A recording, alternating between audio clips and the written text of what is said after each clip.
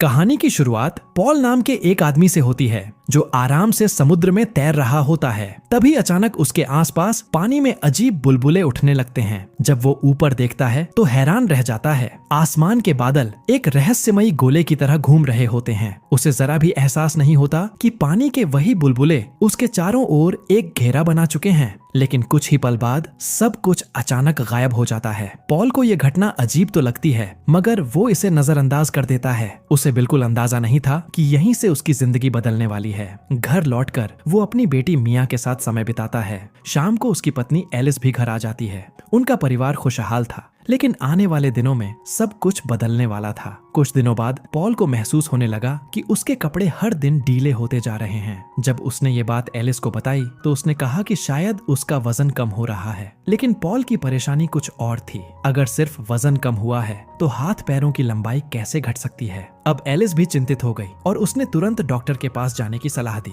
Doctor ने पूरा checkup किया और उसकी लंबाई मापी। रिपोर्ट देखकर डॉक्टर भी चौंक गया। पॉल की लंबाई घटकर सिर्फ 176 सेंटीमीटर रह गई थी। पॉल हैरान होकर बोला, मैं तो सालों से लगभग 182 सेंटीमीटर लंबा हूँ, फिर अचानक ऐसा कैसे हो गया। डॉक्टर ने इसे बढ़ती उम्र या किसी शारीरिक बदलाव का असर बताया, लेकिन पॉल को इस बात पर बिल्कुल भरोसा नहीं हुआ। अगले दिन काम पर उसका हेलमेट बार बार सिर से फिसलने लगा। पहले उसे लगा कि शायद उसने किसी और का हेलमेट पहन लिया है, लेकिन नाम देखने पर वो उसी का निकला। उस रात वो सो भी नहीं पाया। समुद्र में दिखे रहस्यमयी बादल बार बार उसके दिमाग में घूमते रहे। बेचैनी दूर करने के लिए वो आधी रात को एक्सरसाइज करने लगा, लेकिन एलिस उसे समझाकर वापस आराम करने भेज देती है। 20 मई की सुबह नहाते समय उसे महसूस हुआ कि शॉवर पहले से ज्यादा ऊंचा लग रहा है। तभी उसकी शादी की अंगूठी उंगली से फिसलकर नीचे गिर जाती है। वो हैरानी से अपने हाथों को देखने लगता है। जब वो किचन में पहुंचा तो एलिस ने देखा कि पॉल पहले से भी छोटा हो चुका है। अब मामला सच में गंभीर था। वो तुरंत अस्पताल पहुंचा, जहां उसके कई टेस्ट किए गए। कुछ घंटों बाद डॉक्टर ने बताया कि बाकी सारी रिपोर्ट सामान्य है, लेकिन उसकी लंबाई अब घटकर 165 सेंटीमीटर और वजन सिर्फ 63 किलो रह गया है। यानी कुछ ही हफ्तों में वो लगभग 15 सेंटीमीटर छोटा और 10 किलो हल्का हो चुका था। सबसे डराने वाली बात ये थी कि डॉक्टर के पास इसकी कोई वैज्ञानिक वजह नहीं थी। अब ये साफ हो चुका था कि पॉल का शरीर लगातार छोटा होता जा रहा है और शायद ये सिलसिला अभी रुकने वाला भी नहीं था। इसके बाद भी कई टेस्ट हुए, लेकिन कोई जवाब नहीं मिला। धीरे धीरे पॉल मानसिक रूप से टूटने लगा। आखिरकार उसने अस्पताल छोड़ दिया, मगर घर लौटने के बाद भी उसकी हालत नहीं सुधरी। उसकी लंबाई लगातार घटती रही। हालत इतनी खराब हो गई कि कुर्सी पर बैठने पर उसके पैर जमीन तक नहीं पहुंचते थे। अब वो अपने ही परिवार से दूर होता जा रहा था और अस्पताल के फोन भी उठाना बंद कर चुका था। समय बीतते बीतते उसका शरीर इतना छोटा हो गया कि वो किसी छोटी सी गुड़िया जैसा दिखने लगा। ये देखकर एलिस ने फैसला किया कि जब तक कोई हल नहीं मिल जाता, मिया को उसके नाना नानी के पास भेज देना चाहिए। फिर उसने पॉल से पूछा, तुम कहाँ जाना चाहते हो? पॉल हल्की सी मुस्कान के साथ बोला, शायद अब मेरी जगह सर्कस में ही है। इस बीच टोफू का घर में होना भी पॉल के लिए एक नया डर बन चुका था। ये बिल्ली हर समय उसके आसपास मंडराती रहती और अब उसके लिए टोफू कोई पालतू जानवर नहीं, बल्कि एक खतरनाक शिकारी जैसा लगने लगा था। इसी वजह से एलिस ने टोफू को घर के बाहर कर दिया और पालतू जानवरों वाला दरवाजा भी अच्छी तरह लॉक कर दिया। समय बीतता गया और 30 जून तक आते आते पॉल का आकार एक मोबाइल फोन जितना रह गया। बाहर तेज बारिश हो रही थी, जबकि टोफू खिड़की के उस पार बैठा लगातार उसी को घूर रहा था। उस नजर में कुछ ऐसा था जिसने पॉल की बेचैनी और बढ़ा दी। थोड़ी देर बाद एलिस कुछ लोगों को घर दिखाने के लिए अंदर लेकर आई। दरअसल वे लोग इस घर के संभावित खरीदार थे। उन्हें देखते ही पॉल घबरा गया और दौड़कर बिस्तर के नीचे छिप गया। वहीं छिपे छिपे उसने उनकी सारी बातें सुनी और उसे एहसास हुआ कि सचमुच ये घर बेचा जा रहा है। मेहमानों के जाते ही पॉल गुस्से से एलिस पर बरस पड़ा। उसने कहा, तुम्हें पहले मुझे बताना चाहिए था। अगर उन लोगों ने मुझे देख लिया होता तो क्या होता? वो इस बात से भी नाराज था कि एलिस ने उससे पूछे बिना घर बेचने का फैसला कर लिया। एलिस ने शांत रहते हुए समझाया कि वो ये बात पहले भी उसके सामने रख चुकी है, लेकिन पॉल सुनने को तैयार ही नहीं था। वो बार बार यही कहता रहा कि ये घर सिर्फ उसी का है। आखिरकार एलिस का सब्र टूट गया। उसने कहा, हमारे पास अब पैसे नहीं बचे हैं। मैं अकेले सब कुछ नहीं संभाल सकती और तुम इलाज करवाने से भी मना कर चुके हो। आखिर मैं तुम्हारी मदद कैसे करूं? ये सुनकर पॉल और भड़क गया। वो बोला, मैं बीमार नहीं हूँ, बस मेरा आकार छोटा हो रहा है और डॉक्टर भी कह चुके हैं कि उन्हें खुद नहीं पता मेरे साथ क्या हो रहा है। अब एलिस भी खुद को रोक नहीं पाई। वो इतनी जोर से चिल्लाई कि उसकी आवाज सुनकर पॉल का संतुलन बिगड़ गया और वो लगभग काउंटर से नीचे गिर पड़ा। अपनी गलती का एहसास होते ही एलिस ने तुरंत उससे माफी मांगी और चुपचाप कमरे से बाहर चली गई। तभी पॉल की नजर कॉरिडोर की तरफ गई। वहां मिया खड़ी थी जिसने उनकी पूरी बहस सुन ली थी। कुछ दिन बाद 5 जुलाई को मिया ने पॉल को अपने डॉल हाउस के अंदर बैठाया। पॉल भी उसका दिल रखने के लिए उस छोटे से घर की ऐसे तारीफ करने लगा जैसे वो कोई असली आलीशान मकान हो। वो हंसते हुए बोला, लगता है मेरी जिंदगी की सबसे अच्छी इन्वेस्टमेंट यही थी। फिर उसने मिया से म्यूजिक चलाने को कहा ताकि वो डॉल के साथ थोड़ा डांस कर सके। कई दिनों बाद मिया के चेहरे पर फिर से मुस्कान लौट आई। उसे अपने पुराने पापा की झलक दिखाई दे रही थी। वो पहले की तरह अपना पसंदीदा मॉन्स्टर गेम खेलना चाहती थी, लेकिन जैसे ही वो मजाक में मॉन्स्टर बनकर पॉल को डराने लगी, पॉल सचमुच घबरा गया। अब उसका छोटा सा शरीर तेज आवाज और बड़े बड़े इशारों को सहन ही नहीं कर पाता था। ये देखकर मिया की मुस्कान तुरंत गायब हो गई। उसे समझ आ गया कि उसने अनजाने में अपने पापा को डरा दिया है। उसने उदास होकर तुरंत उनसे माफी मांग ली। उस रात एलिस भी सो नहीं पा रही थी। जब पॉल उसके पास आया तो एलिस ने धीरे से अपना हाथ आगे बढ़ाया। पॉल उसके हाथ पर चढ़ गया और दोनों कुछ देर बिना कुछ कहे एक दूसरे के साथ बैठे रहे। फिर 30 जुलाई तक आते आते पॉल इतना छोटा हो चुका था कि अब वो एक बोतल के ढक्कन से भी थोड़ा ही बड़ा रह गया था। वो धागे और फिशिंग हुक की मदद से अपने लिए कुछ जरूरी सामान बना रहा था। उसी समय बाहर मौजूद टोफू बार बार दरवाजे पर पंजा मार रहा था। काफी कोशिशों के बाद वो दरवाजा खोलकर अंदर घुस आया। टोफू को सामने देखते ही पॉल बुरी तरह घबरा गया और भागते समय फिशिंग हुक पर गिर पड़ा। हुक उसके पेट में धंस गया और उसे गहरा जख्म हो गया। दर्द सहते हुए उसने बड़ी मुश्किल से हुक बाहर निकाला, लेकिन उसे घाव देखने का मौका भी नहीं मिला क्योंकि टोफू अब उसका शिकार करने के लिए तैयार खड़ा था। अपनी जान बचाने के लिए पॉल ने एक सुई उठाई और पूरी ताकत से भागने लगा। टोफू भी बिजली की रफ्तार से उसके पीछे दौड़ पड़ा। पॉल डॉल हाउस की तरफ भागा, लेकिन टोफू एक ही छलांग में उसके ऊपर से निकल गया और फिर उसका पीछा करने लगा। आखिरकार पॉल बेसमेंट के दरवाजे तक पहुंचा और उसके नीचे से निकलकर बचने की कोशिश की, लेकिन टोफू ने दरवाजे के नीचे अपना पंजा डालकर उस पर जोरदार वार कर दिया। उस एक वार से पॉल सीढ़ियों से लुढ़कता हुआ नीचे जा गिरा। खुशकिस्मती से नीचे रखा कचरे का एक बड़ा डिब्बा उसकी जान बचा गया, लेकिन चोट इतनी जोरदार थी कि पॉल वहीं बेहोश हो गया। कुछ देर बाद एलिस घर लौटी। जैसे ही उसकी नजर खून से सनी हुई शर्ट पर पड़ी, वो पूरी तरह सन्न रह गई। उसके चेहरे का रंग उड़ गया क्योंकि उसे समझ ही नहीं आया कि आखिर यहाँ हुआ क्या है। उसी समय पॉल को भी होश आ गया। वो पूरी ताकत से एलिस का नाम पुकारने लगा, लेकिन उसकी आवाज अब इतनी धीमी हो चुकी थी कि कमरे की खामोशी भी उसे दबा दे रही थी। कुछ ही देर में एलिस बेसमेंट तक पहुंची और घबराकर चारों तरफ देखने लगी, लेकिन न तो उसे पॉल दिखाई दिया और न ही उसकी आवाज सुनाई दी। तभी टोफू भी वहां आ पहुंचा और अपने शिकार को ढूंढते हुए अजीब सी आवाजें निकालने लगा। उसे देखकर एलिस का दिल बैठ गया। उसे लगा कि शायद टोफू पॉल को खा चुका है। डर और गुस्से में वो टोफू पर चिल्लाती हुई सीढ़ियों की तरफ दौड़ गई। वहीं दूसरी तरफ पॉल खुद को इतना लाचार और बेबस महसूस कर रहा था कि गुस्से में उसने आसपास पड़ी चीजें इधर उधर फेंकनी शुरू कर दी। लेकिन कुछ देर बाद उसे एहसास हुआ कि गुस्सा उसकी कोई मदद नहीं करेगा। अगर जिंदा रहना है तो अब उसे अपने दम पर ही लड़ना होगा। सबसे पहले उसने कपड़े का एक छोटा सा टुकड़ा काटकर अपने शरीर को ढका और एक पतले तार से बेल्ट बना ली। इसके बाद वो कचरे के डिब्बे के अंदर तलाश करने लगा। तभी उसे एक छोटे से सुराख का पता चला जिसके रास्ते वो बाहर निकल आया। अपनी सुई साथ लेकर वो खिड़की की तरफ बढ़ा ही था कि अचानक अंधेरे में किसी आहट ने उसके कदम रोक दिए। डर के मारे उसका दिल तेजी से धड़कने लगा। वो तुरंत वाटर हीटर के ऊपर चढ़ गया, लेकिन खिड़की से बाहर निकलना नामुमकिन था क्योंकि वहाँ मच्छरदानी लगी हुई थी। तभी उसकी नजर पाइप से टपकते पानी पर पड़ी। काफी देर से प्यासा होने की वजह से उसने वहीं पानी पीकर अपनी प्यास बुझाई और जितना हो सका खुद को भी साफ कर लिया। अब अंधेरे में आगे बढ़ने की उसकी हिम्मत नहीं हुई, इसलिए वो उसी वाटर हीटर के पास सिकुड़कर रात बिताने लगा। अगली सुबह उसकी आंख मिया की आवाज से खुली। वो अपने पापा को पुकार रही थी। पॉल पूरी ताकत से सीढ़ियों की तरफ दौड़ा, लेकिन अब वे सीढ़ियां उसके लिए किसी ऊंचे पहाड़ से कम नहीं थीं। उसने भी जोर जोर से मिया को आवाज दी, मगर उसकी आवाज किसी तक नहीं पहुंची। कुछ ही पल बाद मुख्य दरवाजा बंद होने और कार स्टार्ट होने की आवाज आई। अब उसे समझते देर नहीं लगी। पूरा परिवार घर छोड़कर जा चुका था। अकेला रह गया पॉल अब अपने काम की चीजें ढूंढने लगा। उसे चौक का एक छोटा टुकड़ा मिला जिससे उसने जमीन पर अपना नाम लिख दिया, इस उम्मीद में कि शायद किसी दिन किसी की नजर उस पर पड़ जाए। फिर उसकी नजर दीवार और फर्नीचर के बीच फंसे एक माउस ट्रैप पर गई जहां कुछ चींटियां चीज खा रही थीं। पॉल ने अपनी सुई से उन्हें भगाया और एक कील गिराकर ट्रैप को चालू करने की कोशिश की। पहली बार वो नाकाम रहा, लेकिन दूसरी कोशिश में ट्रैप अचानक बंद हो गया। अब वो आराम से वहां रखा चीज खा सकता था।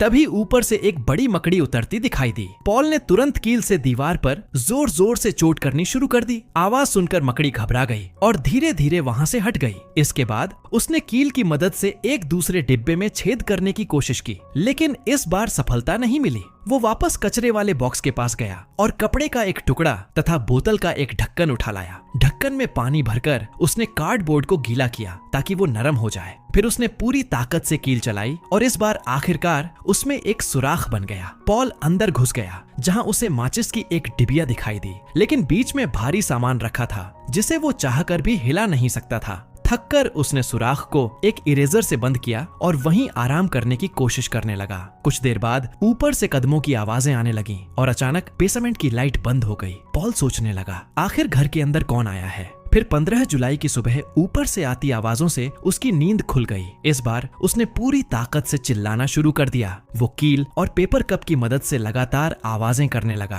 ताकि किसी का ध्यान उसकी तरफ जाए। कुछ देर बाद बेसमेंट का दरवाजा खुला। किसी ने अंदर झांक कर देखा और अगले ही पल बिना कुछ बोले दरवाजा फिर से बंद कर दिया। उसी पल पॉल समझ गया, अब उसे बचाने कोई नहीं आने वाला। अपने दर्द, डर और अकेलेपन को कुछ देर के लिए भूलने के लिए उसने अपनी सुई से पास रखी वाइन की बोतल के कॉर्क में छेद करना शुरू कर दिया। कुछ ही देर में बोतल से वाइन की बूंदें टपकने लगीं। पॉल ने थोड़ा सा पीकर खुद को संभालने की कोशिश की, लेकिन उसका नन्हा सा शरीर इतनी शराब सह नहीं पाया। कुछ ही पलों बाद उसकी तबीयत बिगड़ गई और उसे जोरों की उल्टियां होने लगीं। इसी दौरान उसकी नजर फिश टैंक के ऊपर बैठी उसी खतरनाक मकड़ी पर पड़ी। शायद वाइन के नशे का ही असर था, क्योंकि पॉल मुस्कुराते हुए मियाँ की डोल से बोला, आज इस मकड़ी का खेल हमेशा के लिए खत्म कर दूंगा। इतना कहकर वो हिम्मत जुटाते हुए फिश टैंक के ऊपर चढ़ गया। मकड़ी कुछ पल तक उसे घूरती रही, फिर अचानक डरकर पीछे हट गई। अपनी इस छोटी सी जीत से पॉल इतना खुश हुआ कि जोर जोर से हंसने लगा, लेकिन उसी खुशी में उसका ध्यान भटक गया। अगले ही पल मकड़ी पीछे से आई और उसने पॉल को जोरदार धक्का दे दिया। पॉल सीधे फिश टैंक के पानी में जा गिरा। पानी में मौजूद मछली को देखते ही उसने घबराकर तैरना शुरू कर दिया और किसी तरह सतह तक पहुंच गया। लेकिन ऊपर आते ही उसने देखा मकड़ी अभी भी वहीं बैठी उसका इंतजार कर रही थी। ये देखकर वो दोबारा पानी के अंदर चला गया और मछली के साथ तैरते हुए सही मौके का इंतजार करने लगा। कुछ देर बाद उसने मछली का खाना उठाया और सोचा कि क्यों ना इसे छक्कर देखा जाए, लेकिन जैसे ही उसने उसका स्वाद लिया उसका चेहरा तुरंत बिगड़ गया। वो खाना इतना खराब था कि उसने तुरंत उसे फेंक दिया। उस रात पॉल बोतल के ढक्कन में पानी भरकर वाटर हीटर की तरफ लौट रहा था। तभी उसकी नजर फिर उसी मकड़ी पर पड़ी जो फिश टैंक के नीचे चुपचाप उसका इंतजार कर रही थी। मकड़ी धीरे धीरे उसकी तरफ बढ़ने लगी। पॉल ने तुरंत अपनी सुई निकाली और तलवार की तरह उसे घुमाते हुए अपना बचाव करने लगा। उसने मकड़ी की टांगों पर कई वार किए, लेकिन वो पीछे हटने को तैयार ही नहीं थी। मजबूर होकर पॉल भागा और फर्नीचर के एक पैर के पीछे छिप गया, लेकिन मकड़ी भी उसका पीछा करते हुए वहीं पहुंच गई। पॉल ने फिर पूरी ताकत से कई वार किए। इस बार मकड़ी कुछ कदम पीछे तो हटी, लेकिन अगले ही पल वो फर्नीचर के पैर पर चढ़ गई और ऊपर से उस पर हमला करने लगी। पॉल ने सही समय देखकर एक और वार किया और वहां से भाग निकला। अब दोनों के बीच फिर से जानलेवा पीछा शुरू हो गया। भागते भागते पॉल फर्नीचर के नीचे पड़े एक केबल में उलझ गया और जमीन पर गिर पड़ा। मकड़ी तुरंत उसके ऊपर चढ़ गई। पॉल ने पूरी ताकत से खुद को बचाने की कोशिश की। तभी उसकी नजर पास पड़े लकड़ी के एक छोटे से टुकड़े पर पड़ी। उसने तुरंत उसे उठाया और पूरी ताकत से मकड़ी की आंखों पर कई वार कर दिए। दर्द से तिल मिलाकर मकड़ी आखिरकार पीछे हट गई। पॉल ने जोर से चीखते हुए उसे डराने की कोशिश की और इस बार मकड़ी सचमुच वहां से भाग गई। काफी मशक्कत के बाद पॉल आखिरकार माचिस की डिब्बी तक पहुंच गया, लेकिन उसके लिए माचिस की एक तिल्ली भी किसी बड़ी मशाल से कम नहीं थी। कई बार कोशिश करने के बाद वो आखिर एक तिल्ली जलाने में सफल हो गया। उसने छोटी सी आग जलाई, अपने शरीर को गर्म रखा और चीज खाते हुए मियाँ की डॉल से बातें करने लगा। धीरे से उसने कहा, मुझे अपने परिवार की बहुत याद आती है। अगर तुम कभी मियाँ से मिलो तो उसे कहना, मैं उसे कभी नहीं भूलूंगा। समय धीरे धीरे बीतता गया। पॉल रोज एक्सरसाइज करता, थोड़ा बहुत खाना जुटाता और उसी छोटे से बॉक्स में सोकर किसी तरह अपनी जिंदगी बचाए रखता। फिर 20 जुलाई को अचानक उसे किसी के आने की आहट सुनाई दी। वो तुरंत सीढ़ियों की तरफ दौड़ा। उसने देखा एक आदमी बेसमेंट में नीचे उतर रहा था। पॉल पूरी ताकत से चिल्लाने लगा और दोनों हाथ हिलाकर उसका ध्यान खींचने की कोशिश करने लगा, लेकिन अब उसका आकार इतना छोटा हो चुका था कि उस आदमी की आवाज और भारी कदमों की गूंज भी उसे किसी भूकंप जैसी महसूस होने लगी। डर के मारे उसने अपने दोनों कान बंद कर लिए और भागकर सीढ़ियों के पीछे छिप गया। उसके सिर में तेज दर्द उठने लगा और वो वहीं बैठकर रोने लगा। कुछ देर बाद जब वे आदमी वहां से चला गया तब पॉल धीरे धीरे बाहर निकला, लेकिन बाहर आते ही उसने देखा फिश टैंक की मछली अब गायब थी। अब उसे एहसास हुआ कि इस पूरी दुनिया में वो सचमुच बिल्कुल अकेला रह गया है। फिर 2 अगस्त को बेसमेंट की खिड़की से एक मच्छर अंदर आ गया। वो कुछ पल तक पॉल को घूरता रहा। उसी पल पॉल को एहसास हुआ अब उसका आकार लगभग एक कीड़े जितना रह गया है। जब मच्छर उड़कर चला गया तो अचानक उसके दिमाग में एक उम्मीद जागी। उसने सोचा अगर मैं इतना छोटा हो चुका हूँ तो शायद खिड़की पर लगी मच्छरदानी के छेदों के बीच से निकल सकता हूँ। बस यही सोचकर उसने फर्नीचर पर चढ़ना शुरू कर दिया। इतनी छोटी सी काया के साथ ऊपर तक पहुँचना उसके लिए बेहद मुश्किल था, लेकिन लंबी मेहनत के बाद वो आखिर सबसे ऊपर पहुँच ही गया। फिर उसने पूरी रफ्तार से दौड़ लगाई, छलांग लगाई और सामने रखी ईंटों पर जा गिरा। इसके बाद वो दीवार का सहारा लेते हुए धीरे धीरे खिड़की की तरफ बढ़ने लगा, जहां शायद बहुत दिनों बाद आजादी उसकी प्रतीक्षा कर रही थी। तभी रास्ते में उसका सामना एक विशाल मकड़ी के जाले से हुआ। जाले को देखते ही पॉल समझ गया कि मकड़ी का ठिकाना यहीं कहीं है। उसने बेहद सावधानी से आगे बढ़ने की कोशिश की ताकि जाला जरा भी न हिले, लेकिन किस्मत को शायद कुछ और ही मंजूर था। गलती से उसकी कोहनी जाले को छू गई। बस इतना होना ही काफी था। मकड़ी तुरंत बिजली की रफ्तार से उसकी तरफ दौड़ पड़ी। पॉल का चेहरा डर से सफेद पड़ गया। उसने घबराकर अपना सिर झुका लिया क्योंकि अब उसे यकीन हो चुका था यही मेरा आखिरी पल है। डर के मारे उसकी आंखों से आंसू निकल आए। उसका पूरा शरीर कांपने लगा, यहाँ तक कि घबराहट में उसकी पैंट भी भीग गई। मकड़ी कुछ पल तक उसे गौर से देखती रही, लेकिन तभी अचानक एक मक्खी आकर उसके जाले में फंस गई। शिकार बदलते ही मकड़ी तुरंत पॉल को छोड़कर उस मक्खी की तरफ दौड़ गई। पॉल ने बिना एक पल गंवाए उसी मौके का फायदा उठाया और पूरी ताकत से आगे बढ़ने लगा। काफी मेहनत के बाद वो आखिरकार खिड़की तक पहुंच गया, लेकिन जब उसने मच्छरदानी के छेद से बाहर निकलने की कोशिश की तो उसे एहसास हुआ कि उसका शरीर अब भी इतना बड़ा था कि वो बाहर नहीं निकल सकता। उसकी आखिरी उम्मीद भी टूटती हुई नजर आने लगी। फिर 7 अगस्त की सुबह उसकी आंख तब खुली जब एक चींटी उसकी टांग पर काटने लगी। पॉल ने तुरंत उसे लात मारी और चींटी भाग गई, लेकिन अगले ही पल वही चींटी मकड़ी का शिकार बन गई। तभी एक दूसरी चींटी आसानी से मच्छरदानी के छेद के बीच से बाहर निकल गई। उसे देखकर पॉल को समझ आया कि अब उसका आकार भी लगभग उसी जितना छोटा हो चुका है। बस फिर क्या था, उसने भी उसी रास्ते से बाहर निकलने की कोशिश की। इस बार वो सफल हो गया। आखिरी क्षण में वो मकड़ी से बचकर खुले संसार में पहुंच चुका था।